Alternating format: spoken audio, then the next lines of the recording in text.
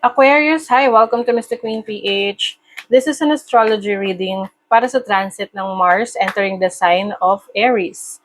So this is happening on April 10 to May 18, 2026. So for you, Aquarius, especially Aquarius rising, this is happening in your third house of communication, your speech, social media. So maaring may mga bago kayong projects, activities related to social media, connecting with others, networking, being more social. Ibig sabihin, mas magiging outgoing kayo, meeting new people, meeting new friends. Meron tong positive aspect sa yung first house, which is about yourself. So, part to ng transformation mo.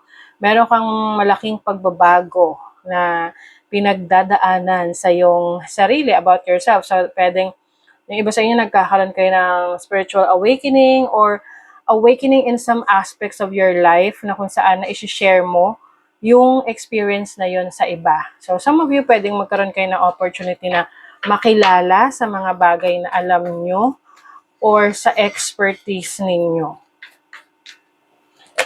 Yeah, you have the Nine of Cups. This is happiness and fulfillment.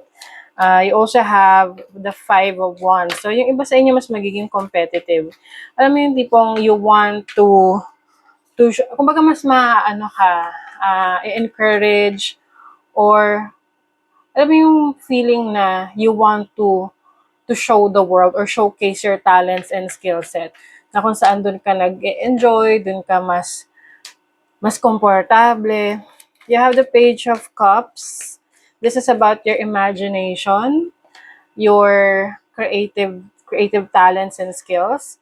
Maging maingat lang no sa mga makikilala mo around this time. Takpan na lang natin na possible kasi may mga temptation sa paligid mo or merong mga conflicts within the community na sasamahan mo.